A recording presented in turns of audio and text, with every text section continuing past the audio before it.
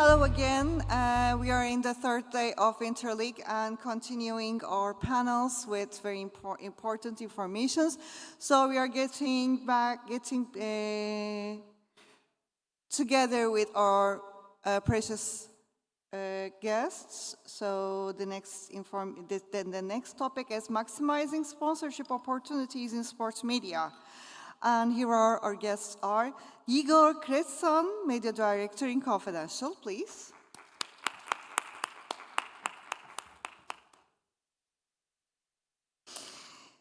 Our next guest is Maxim Skrivanic, President of Latvian Football Versliga.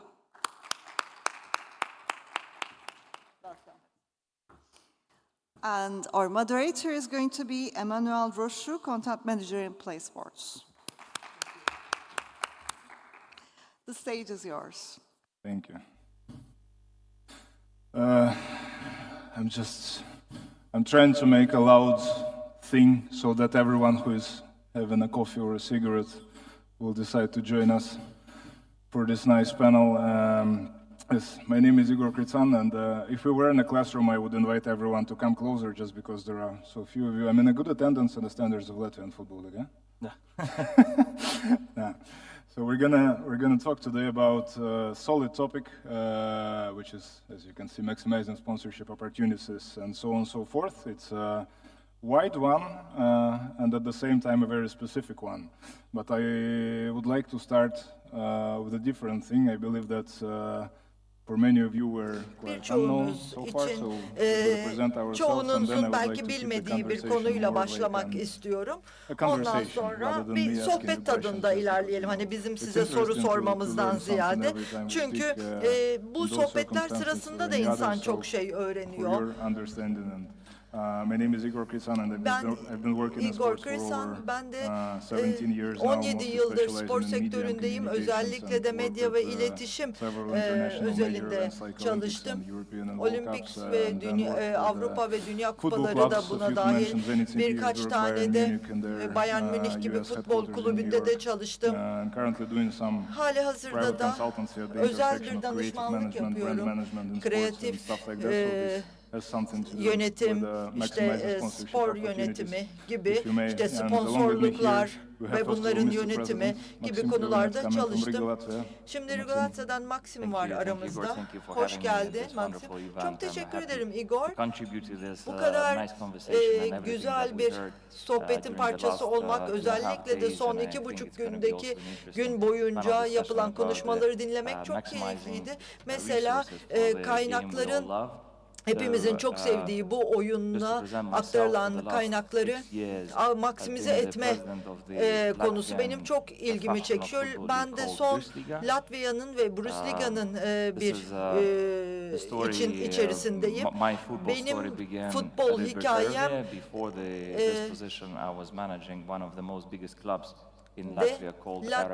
Aerofest denen Latvia'nın en büyük kulüplerinden bir tanesinin yöneticisiydim.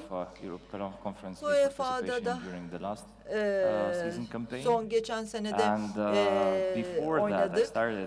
Ondan önce de amatör düzeyde sırf zevkine başladım. Ama ondan sonra bu benim bütün kariyerimi etkiledi.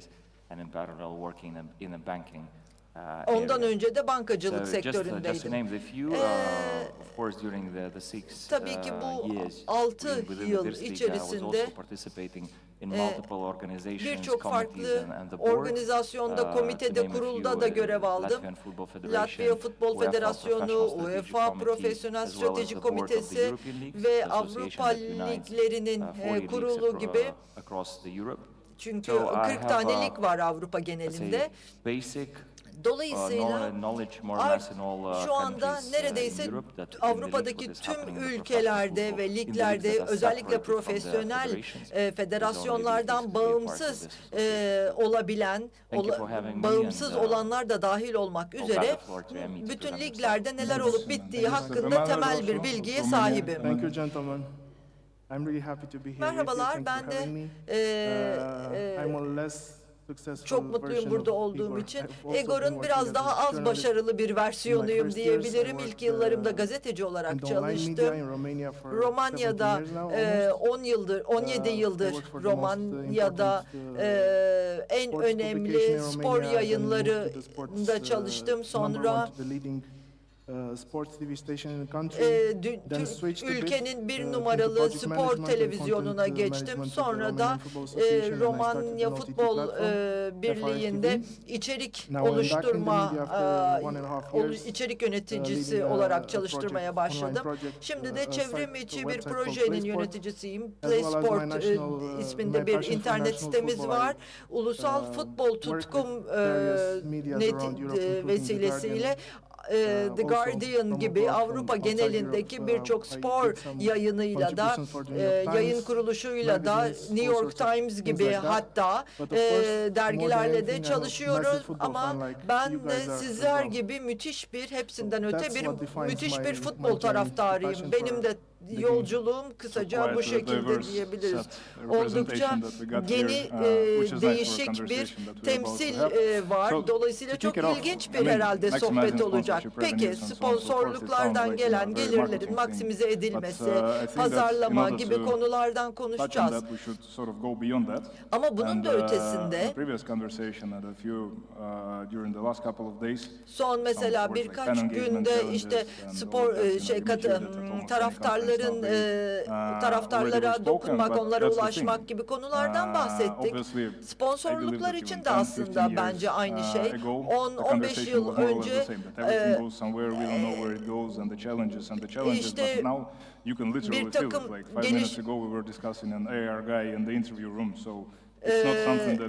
gelişmeler vardı ama belirsizlikler daha fazlaydı. İşler nereye gidecek bilemiyorduk ama şimdi daha net. Şimdiki zorluklardan en büyüklerinden bir tanesi bence nesil. Yani bu yeni nesil ortamda 2000 yılından sonra doğanlar mesela 21. yıl çocukları diyeyim ne kadar çok o kadar iyi felsefesindeler. Mesela Boston'da Sports Innovation Lab diye bir şirket var. Onlar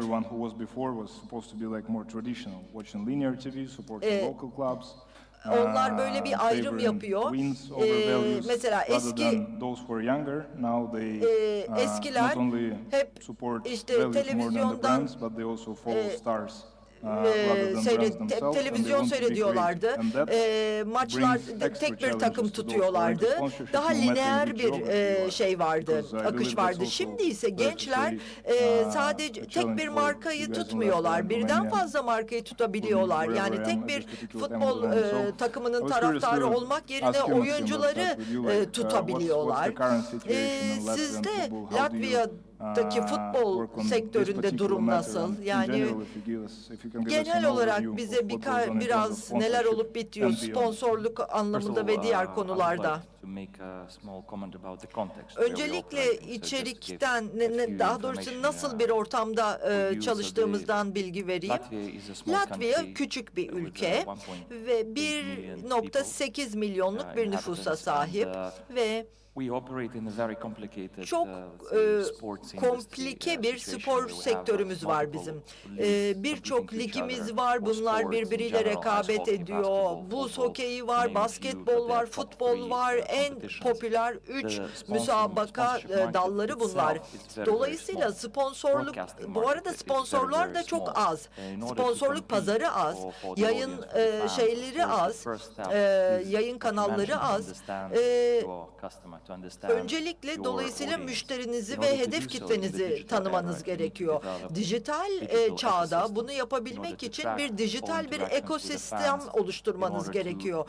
Taraftarları takip edebilmek, iş ortaklarınızı takip etmek ve bu müşterileriniz ne istiyor, onlara bunu nasıl sunabilirsiniz, bunu bilmeniz gerekiyor. Şimdi futbolda sponsorluk dediğimiz zaman bu çok geniş bir konu, birkaç katmanlı.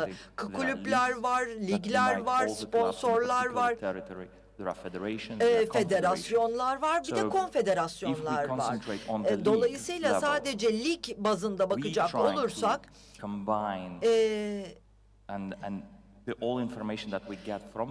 kulüplerden aldığımız, lig ürünlerinden aldığımız, yani ürettiğimiz maçlar, sosyal medya ve her türlü futbol fantazileri gibi, fantezi oyunları gibi projelerden elde ettiğimiz bütün bilgiyi özümseyip müşterimizin ne istediğini anlamaya çalışıyoruz. Küçük bir pazarda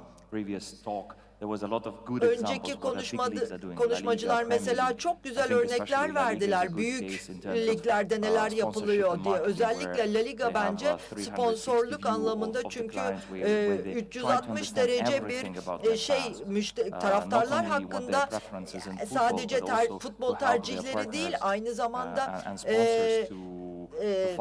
diğer tercihleri konusunda da tam bir 360 derece bilgi edinip işte ürünleri nasıl alabilecekleri konusunda bir bilgi ediniyorlar. Çünkü sponsorlar en nihayetinde ürün satmaya çalışıyorlar.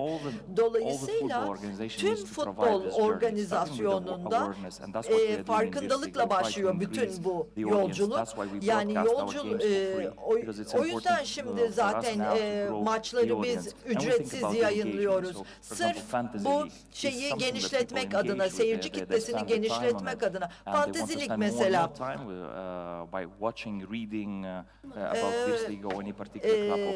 Belirli bir kulüp veya işte belirli bir oyuncu bazında bunları dijital olarak, bu dönüşüm gerçekten çok ilginç yani. Çok ciddi bir görev var önümüzde gelecek için. O da dijital bir ekosistem oluşturmak. Bu ne demek? Yani bir kayıtla siz dijital bir dünyamıza, bizim ligin dijital dünyasına girdiğinizde, kayıt olduğunuzda maçları seyredebiliyorsunuz, istatistiklere ulaşabiliyorsunuz, makalelere ulaşabiliyorsunuz. O makaleleri yazan yazarlarla, gazetecilerle etkili iletişime geçebiliyorsunuz, lisanslı ürünleri satın alabiliyorsunuz, oyunlar oynayabiliyorsunuz. Böylelikle taraftarlarımızın ne istediklerini, neleri tercih ettiklerini anlamaya çalışıyoruz. Öte yandan sponsorlar sadece tabii ki etkileşimi ve tabii ki farkındalık istiyorlar, ama son 5 yıl içerisinde taraftarlarla etkileşim, taraftarlara ulaşım en popüler kelime oldu. En popüler terim, ama ondan önceki 5 yıl en popüler şey büyük veriydi. Herkes veriye peşindeydi, veriye ulaşma. Ama o veriyle ne yapacağını bilmiyorlardı bile. Ama şimdi bu verileri kullanarak taraftar etkileşimini, taraftarlarla olan teması nasıl daha iyi hale getirebiliriz? Bunun peşindeyiz. Önümüzdeki 5 yıl en öne çıkacak olan şey de yapay zeka olacak. Evet, sen de tamamen farklı bir perspektiften bakıyorsun. Çünkü Romanya Ligi daha geleneksel, değil mi? Evet, hem daha geleneksel hem de biraz daha garip diyeyim. Kötü kelimeler kullanmayalım ama biraz daha... Romanya Ligi kendine has, çünkü futbol ülkedeki açık ara en popüler spor. Milli takımın oynadığı maçlar, reytingler anlamında, satılan biletler anlamında çok ciddi talep görüyor ve insanları acayip bir şekilde harekete geçiren bir şey. Derbiler müthiş ilgi çekiyor, ilgi görüyor, ama aynı anda futbol oldukça geri kalmış durumda. Her ne kadar toplum ileri gitmişse de futbol bir şekilde medeniyetin gerisinde kalmış. Çünkü insanlar değişmek istemiyor, yeniliklere karşı kapalılar. Diğer dışarıda, yurt dışında gördükleri güzellikleri, bunları bizim ülkede asla yapamayız. İspanyolların yaptığını, Latvia'dakilerin bile yaptığını yapamayız diyorlar.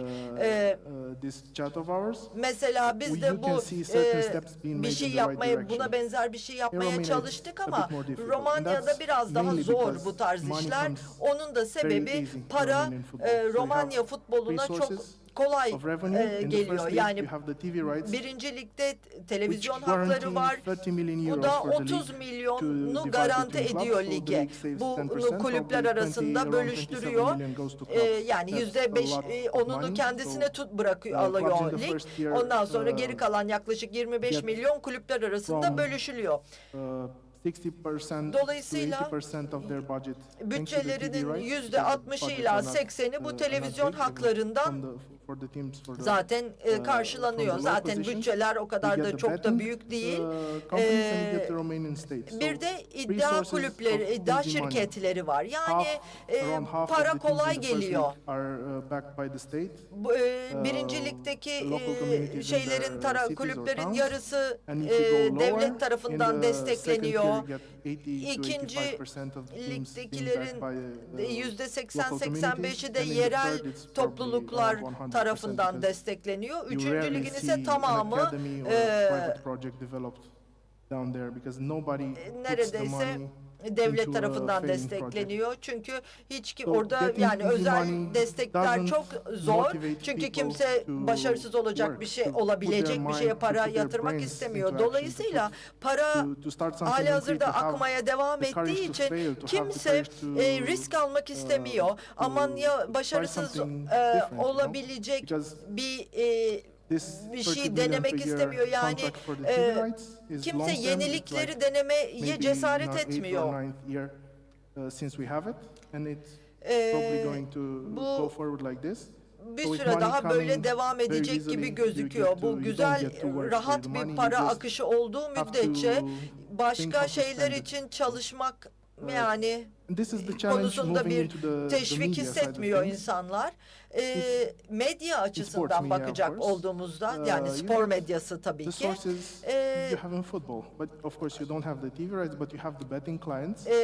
Tabii ki televizyon hakları olmasa bile en azından iddia killed the competition. So brands which had an interest in promoting themselves through sports media couldn't compete with betting and lost all interest. Şeyleri var, yayınları var. Eğer iddiada şeyler yapılamıyorsa, Cristiano Ronaldo's clear campaigns.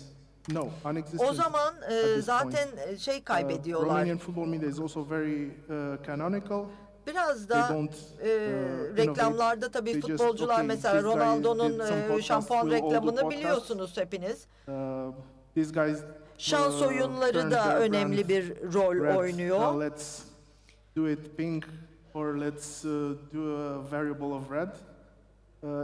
The space to innovate and the willingness to innovate is not there. Dolayısıyla yenilikçilik için insanlar çok hevesli değil.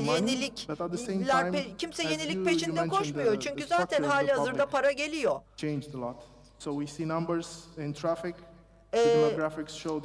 Ama bu arada bir yandan da nüfus değişiyor. Yani artık 25 yaş altındaki kişiler mesela televizyondan seyretmek istemiyorlar maçları. Ama kimse gençlere hitap edelim de bilmem ne gibi kaygıları yok yani. Ya da işte genç oyuncuları teşvik edelim gibi kaygıları yok. Yani doğru taraftara, geleceğin okuyucuları, geleceğin taraftarlarına şimdiden yönelik bir şeyler yapalım gibi kaygısı yok hiç kimsenin. Hala bir tutku var ama bu arada. Aslında bunu kullanıp çok daha güzel geliştirilebilir. Çünkü 1989'da komünizm teoride bittikten sonra, çünkü pratikte devam etti birçok farklı şekilde, ama ondan sonra işletmeler bayağı bir ticaret son derece arttı. Herkes zengin oldu çünkü bakir bir ortam vardı. Herkes bir ticaretle dalıyla uğraşıp çok güzel para kazandı. Futbol da öyle şimdi. Kimse hiçbir şey denemiyor. Dolayısıyla çok boş, bakir bir ortam var. Yeni bir şey yaparsanız çok tutabilir. Ama doğru yolu, insanları çekecek doğru yolu bulmak lazım. Şimdi kitlesel olarak devam ediyor her şey. Classical ways of advertising for a large mass of people. Ve işte kitlesel, klasik reklam yöntemleri çünkü doğru yöntem değil. Çünkü halk new clients. Bunlarla siz yeni müşteri çekemezsiniz. Yeni müşteri çekebilmek için onlara ulaşmanız lazım. Daha küçük topluluklara gideceksiniz. Yeni bir, mesela yeni bir web sitesi kurduğunuzda, yeni bir proje yaptığınızda daha o küçük topluluklara hitap edecek şeyler yapmanız lazım. 10 milyon kişiye, futbolla ilgilenen 10 milyon kişiye hep aynı şeyi söyleyemezsiniz ki. Kimisinin başka ilgi alanları var, kimisi hali hazırda mesela son birkaç yıldır belirli bir tüketim alanında belirli bir tüketim yöntemini tercih ediyor. Bence sizden önceki nesli, sizden önce yapılan şeyleri yapmaya devam ettiğiniz müddetçe başarısız olmaya mahkumsunuz. Evet, daha küçük pazarlarda daha iyi kontrol sahibi olabiliyorsunuz. Daha işler büyüdükçe biraz daha belirsizlik artıyor. Sizin deneyimlerinize göre portföyünüz nasıl gelişti? 2017 yılında 2 tane ortak ve 2 tane gelir kaynağı vardı. Çok küçük bir kısmı da milli birlikten, milli dernekten geliyordu ama piyasayı araştırdık ve resmi olarak reklam yapamayan şans oyunları şirketlerine gittik, iddia şirketlerine gittik ve onların isim haklarını şey yaptık, sattık. Yani mesela reklam, orada mesela kanunlarda bir orada grilik durum var. Kendi isimleriyle reklam yapamıyorlar ama işte o firmanın adıyla bir lig oluşturduğunuzda onu yapabiliyorlar. Ya da işte o markayla ilgili, o markanın renklerini kullanarak, onların logosunu kullanarak şeyler yaptık.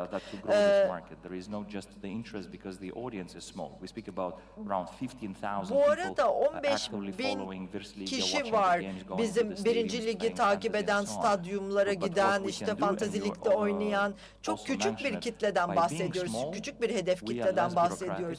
Ama küçük olduğumuz için de daha hızlı hareket edebiliyoruz. Bürokrasi çok fazla yok. Mesela blockchain konusunda, Web3 konusunda çok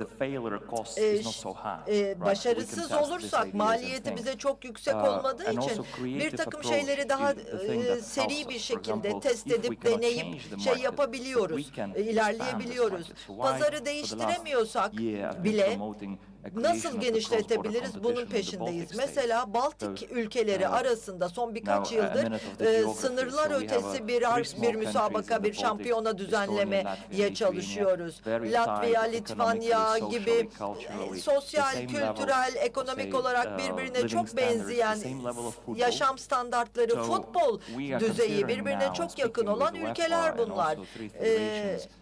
Böyle 3 tane federasyonla şu anda görüşmeler içerisindeyiz. Bu 3 ülkeyi bizim komşumuz olan ülkelerle birlikte birleştirip, çünkü Danimarka ve Finlandiya'nın yaptığı gibi, çünkü Danimarka'da mesela yerel televizyon anlaşması hem ligin hem gelişmesi için çok önemli. Danimarka'da 53 milyon euroluk bir şey var. Latvia, Estonya ve Litvanya'nın toplamı zaten buna tekabül etmiyor.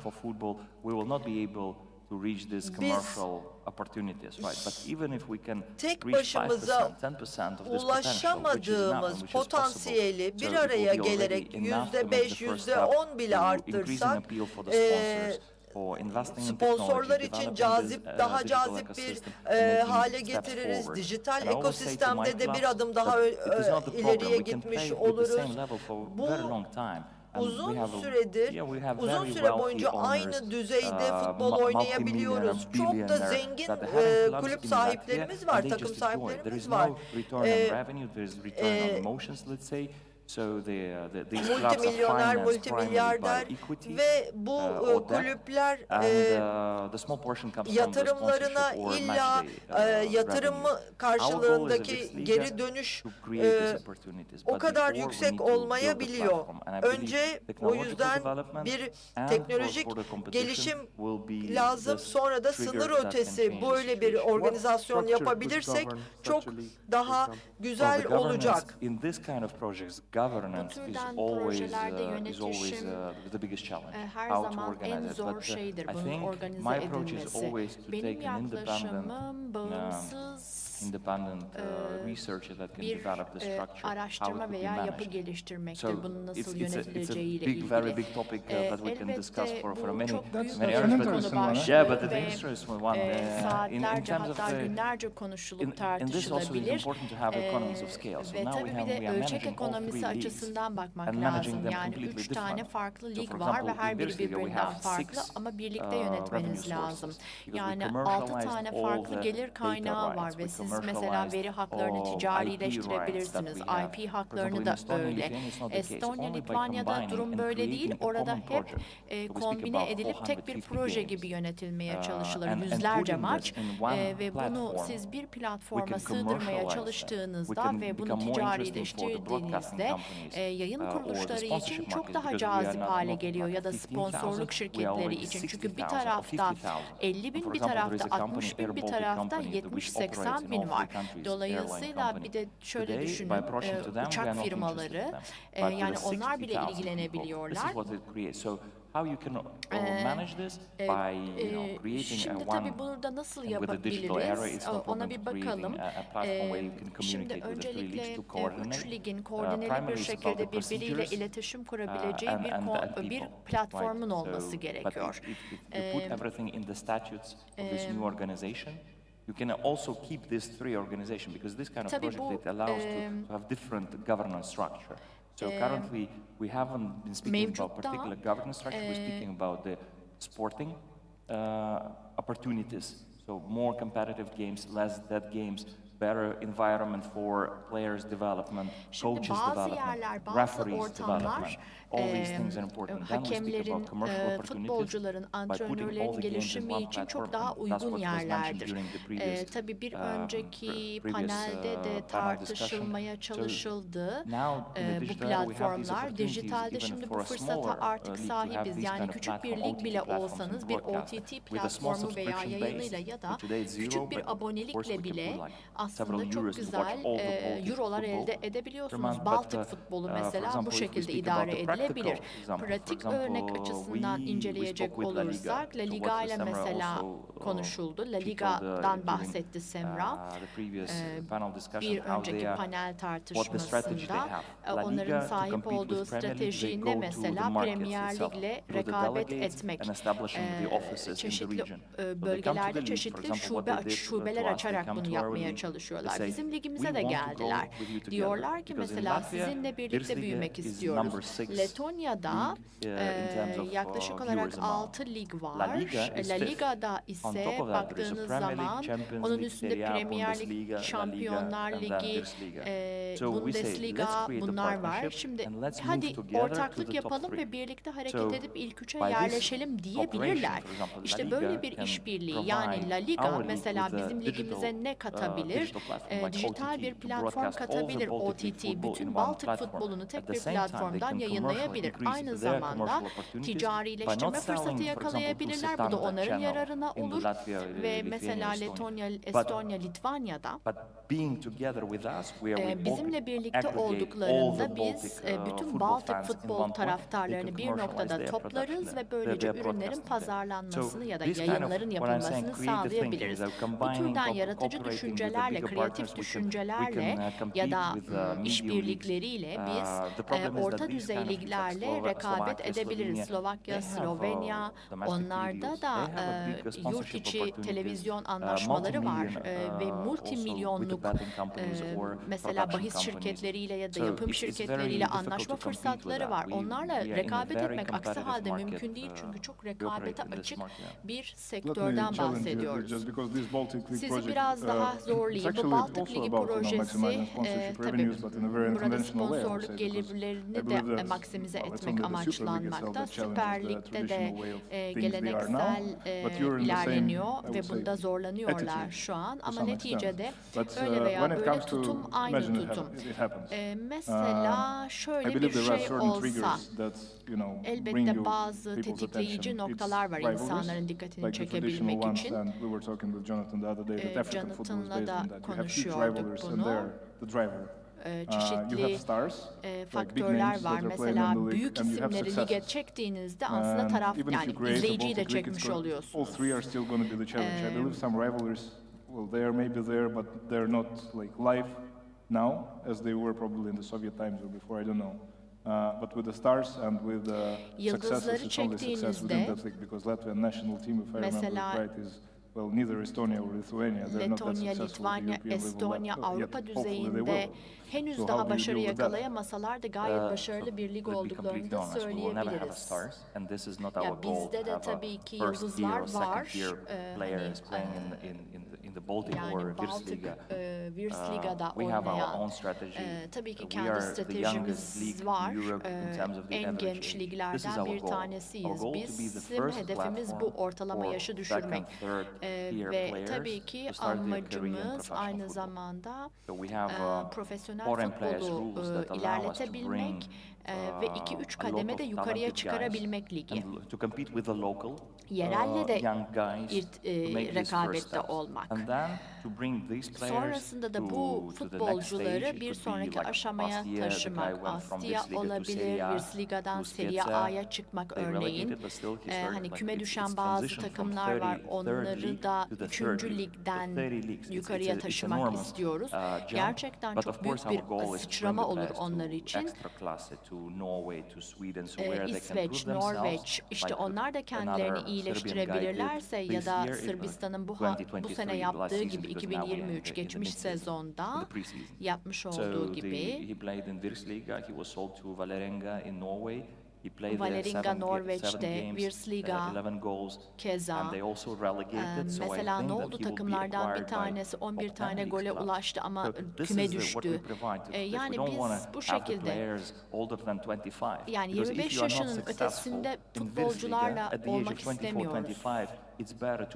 Yani 24-25 yaş gerçekten önemli bir yaş. Is the only resource that you cannot, recover. So, in terms of the rivalries could be naturally created or rekabet doğal olarak da yapay olarak da yaratılabilir. What I say to the clubs during our meetings, I said, mesela ben kulüplere diyorum ki bu odada işbirliği yapalım. Outside this room. Masada işbirliği yapalım ama sahada yarışalım. Just less than 10 years ago. This is by far the most fierce rivalry and the most popular rivalry, I would say even in the region. Yani bu bölgede böyle bir rekabet var daha önce olmayan. They were all the time hırslılar. competing. There are like a lot of red cards Birbirleriyle during this game. gerçekten So kırmızı kartlar it's like both, çıkarcasına artificially and naturally savaşarak happening. Within the Baltic rekabet League, it could be ediyorlardı. the same. The Baltık Ligi'nde rivalries, de aynı şey var, Flora, rekabet var. Žalgiris, against Žalgiris, Riga, Brugge, This is a big teams, Ralsgrig, and it's also a new bunlar da layer, büyük national ligler ve layer. orada da So bir like ulusal our teams are better, katman var like ve Estonian bizim teams, the Flora will beat mesela you, so- and it takımımız also daha iyi promotes, Estonya. regional Diğer tourism as taraftan well. bölgesel So now turizme de there is hizmet a Rail ediyor Baltica bu. Gerçek project bir which connects, Baltık projesi Tallinn var. to Berlin Tallinn'i with the Berlin'e bağlayacak railroad. So it's bir also demir these kind of yoluyla. things, infrastructure things İşte promote bu this kind of türden things that the altyapı fans could travel projeleriyle easily de between three taraftarlar countries or even ülkeler far if we arasında speak daha in rahat the next hareket stages that ediyor Finland could be the olacaklar. part Bir of this sonraki project aşamada because the level of Finlandiya football bu in Finland projeye is katılabilir. also Finlandiya'daki quite similar futbol to us. düzeyi de çünkü So bize çok there are multiple benziyor. O opportunities yüzden or birden the fazla commercial fırsat var. opportunities Bütün in ticari terms of, sporting fırsatlar merits and, spor but, liyakatı as içerisinde Emre said, this diyelim. governance thing Ve bir de is one tabii of the ki biggest challenge. yönetişim ama burada en zor şey. Good luck with that. Evet, Really sounds başarılar exciting because diliyoruz. we've been talking about that with Maxim throughout the last couple of years, I would say. And I'm waiting for that to happen. That's going to be Evet, interesting. bunun olmasını, gerçekleşmesini to touch with bekleriz. you upon a thing that I mentioned at the very beginning, the values. Şimdi başta konuştuğumuz Let's değerler switch from the konusuna geographical geri agenda to dönelim. Yani another, coğrafi like a gündemden mental one, I would mental say. gündeme You're geçelim. big on social media. You work Siz on the sosyal stadiums medyada with the büyüksünüz, clubs, with the stadyumda players. kulüplerle, futbolcularla I said that the çalışıyorsunuz. people are changing. The way they perceive İnsanlar football is değişiyor, changing. futbolun algısı değişti. The other day we had this discussion about sponsorship itself, and I asked guys like, Sponsorlukları do da you remember who is tartıştık. a t-shirt sponsor of Manchester United Manchester now? Whether it's a United'ın Team forma Gear or sponsoru Chevrolet, kimdi hatırlıyor and that's musunuz? impossible. Chevrolet vardı. Okay, if you watch the games, you may remember that, but Maçları everyone knows izlediğinizde that bunu back in the days it was hatırlarsınız suddenly ama Sharp. geçmişte Or çok Opel net and Bayern hatırlanıyordu. Şimdi Or sorsanız yes, kimse Opel Bayern Munich hatırlamaz. or GVC at Opel Arsenal. Bayern Münih That's sort vardı, of the evet. thing that back in the days Opel vardı, was the özür most dilerim. valuable. Rather than now, I Gerçekten believe everyone sponsorluk is çok looking for kıymetliydi. different Eskiden approaches to that because the sponsorların adını visibility itself, the hatırlardı awareness herkes. itself, Forma üzerinde it is yazılı. important, Şimdi but sorsanız it's not çok enough zor anymore. hatırlarlar. So, how O do you think yüzden that bu anlamda da zaman evolves? değişti. What- Yani what işler sort of nereye values, gidiyor? Ne gibi what sort of değerler conversation var is ya now da in this place? And do biz really people start to perceive gerçekten football de differently and all the things associated with it as well? That's an open call for you, Maxim. as well. yani bu I just soru want us to her ikinize sort de of fantasy aslında about nereye that. doğru evriliyor Of course, bu dünya. football is consumed differently than it was 10, Futbol 12, 20, 15 years ago. 15-20 yıl We're önce talking olduğundan about farklı bir different şekilde tüketiliyor generations. günümüzde. Elbette And even jenerasyon though I farkı don't var. encourage the project of the Ben Super League, tabii it's ki not something I really like. Süper some Lig'de of the points olanları they tam made olarak there were beğenmemekle absolutely valid, birlikte you know. bazı şeyleri Now çok you get to geçerli. see people on the stadiums, İnsanlar all of them filming all stadyumlarda the time, gidiyorlar, with the phones in their videoya hands or çekiyorlar watching ellerinde the phone, futbolla, constantly telefonla, checking the results or futbolun checking sonuçları sürekli social takip apps. ediyorlar So sosyal we are talking aplikasyonlar about üzerinden. a challenge nobody predicted a few years back. Yani So, kimse bunu tahmin The edemezdi. values, Şimdi değerler diyoruz, değerler. you mean the values, elaborate a bit on the Yani tam values olarak concept. neyi Yeah, I mean, kastediyorsunuz values, değerlerle ilgili neyi it's not enough just soruyorsunuz? to, let's say I'm a Çok çeşitli Steaua fan, olabilir. like you are. And you are Steaua fan just Mesela because you were siz. Steaua fan all your life long. You grew up with that. Rather than if you want to consider, let's say, a 14-year-old kid to become a Steaua fan now, I believe it's not enough that you as his father or me as his brother are Steaua fans. So that has to be something extra, and that's values. Mesela biz bir Yeah. takımın taraftarıyız Romanian ama bizim football has no çocuklarımız values. bizim kadar I mentioned bir before yere that bu it's kadar a bağlı bir different taraftar market, and it olabilirler mi? Mesela ben absolutely is, babasıyım, siz because amcasısınız, bir nothing çocuk makes var sense, ve bu nothing you çocuğu see, sırf I'm biz o supporting takımı this tutuyoruz club diye because, aynı takımı tutturmak look, artık they do mümkün değil. something Çünkü nice, fan they çekmek have için, a player taraftar who's çekmek için attached to artık the çok club başka şeylere For ihtiyacınız 15 var. years, they have a good owner Şimdi- who does good things. They have a good politics. They've had good politics for Bir kere social kulüp sahipliği için iyi bir for politikaya being part of ihtiyacınız the var. community.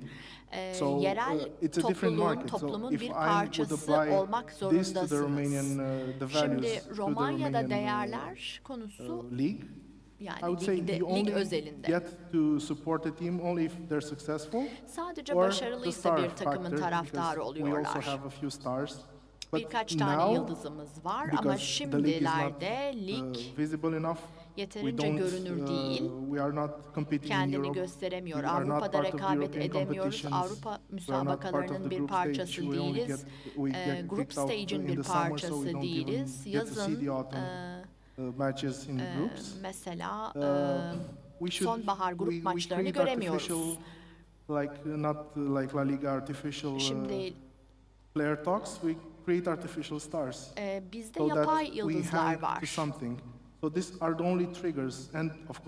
Bunlar da tek tetikler. Yani tabii ki işte babalar, amcalar belirli takımları tutuyorlar ama artık bu önemli değil. Eskiden önemliydi babanızın, amcanızın tuttuğu takımlar, şimdi öyle değil. Komünist dönemde de yine mesela şöyle algılanırdı, bu adamlar işte sisteme karşı gibi algılanırdı. İşte çalınırdı hakemler tarafından, sistem sabotaj edilirdi. Sabote edilirdi. Tüketiyor tabii Romenler futbolu. Kulüpler de kendilerini satıyorlar. Milli takım da stadyumu hissediyor sadece milli takım olduğu için. Yani bir ilan açıyorlar ve sadece milli takımı tutan taraftarlara hitap ediyorlar. In 3 months or when they play again, even though 3 they ay have sonra done results, tekrar the Romanians oynadıklarında have this big quality that they forget easily. Romanya'nın şöyle bir özelliği var, kolay If they unutmak lose, they still say, ve "Oh, we might have a kaybettiklerinde chance next match, so let's go. sıradaki Maybe it's maçlara not going to be bakacağız full, diyorlar. but it's still going to be 30,000, 45,000 attending the match." Ve You know? 30-35 bin So kişi I wouldn't- o maça I katılıyor. wouldn't Yani ben Romania into any comparison with another Romanya'yı country. başka bir I've been ülkeyle recently to kıyaslamak Belgrade, for example, istemiyorum. and I saw Belgrad'ı yakın bir how zamanda people izledim. there, Oradaki Red Star insanlar Stadium, close Red to Star Partizan, probably less than a Stadyum'da kilometer apart. They went to the cafe of Dika Stojanovic, was their goalkeeper in the mesela Champions League final. kafelere The people gidiyorlar. still going Şampiyonlar there Ligi in the mornings finalinde to drink oynayan coffee, hoping kalecileri de former orada big player oluyor. came to drink Daha coffee with önceki them, büyük like yıldızlar da 50, mesela 100 etraftaki people. Around the kafelerde stadium there are işte people who kahvelerini live içiyorlar through that vesaire. club, Yani orada through the gerçekten message kulüpler it sends to the yaşıyor ve rivalry with yaşatılıyorlar. Partizan. In Romania you don't Yani get rekabet that anymore. People just don't her care şey about var anything orada else ama other than, Romanya'da okay, öyle we bir love durum football, yok. so Biz de we futbolu need to have a team. seviyoruz. We'll probably choose Elbette those guys. bizim de But bir takıma with no ihtiyacımız var. Adamları buna göre seçiyoruz ama strong güçlü bir core reason for that. nedenimiz yok. Elaborate on that. Just I will tell you my thoughts about it.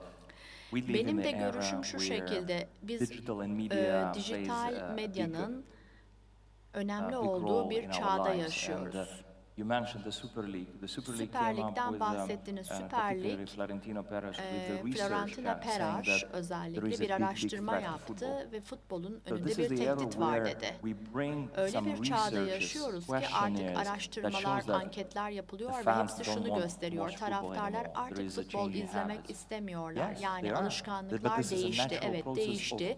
of Bu da any- doğal bir any süreç. part of the life or any part of the product. There is a Veya changing ürünlerin habits of the herhangi bir consumers. It's aşamasında alright. olduğu So, gibi to tüketim my mind, değişiyor, then tüketilenler de FIFA değişiyor. also publishes FIFA'da another research saying bir that yes, başka we need to change, araştırma we need to expand the number of yayınladı teams, we ve need to dedi change the ki distribution. işte Yes, but it's okay, there is no distribüsyonu threat. değiştirelim, First of all, when I've heard dağılımı that there is a değiştirelim new dediler. values for the new fans, Yeni we need to grow. taraftarlarla Yes, in the capitalistic büyümek world, lazım. if you don't Kapitalist grow, dünyada eğer you're having a problem. You need büyümüyorsanız to grow. That's why we're probleminiz var speaking demektir. about the new Büyümeniz fans gerekiyor. generation and so on. O But yüzden for example, taraftar I'm the, üretmeli ve let's say, kazanmalısınız. core fan of football. Kazanmalısınız. Tabii I'm ki 35 now, and core I fan believe that futbol oynuyoruz the next biz 30 years I will ve watch önümüzdeki football. 30 yıl For the içerisinde de business, futbolun 30 izlenmesini years cycle, istiyoruz. it's 30 a yıllık big döngüler cycle. So halinde why iş you don't yapmak çok concentrate kolay on değil. what O I nedenle love ben in sevdiğim football, şeylere and konsantre my oluyorum purchasing futbolda. power is much Ve bigger than benim the satın younger alma gücüm generation genç that are not earning nesillerden money, daha they fazla spend çünkü their henüz parents' para money, right, harcamıyorlar. on all the Ebeveynlerinin subscriptions. kendilerine So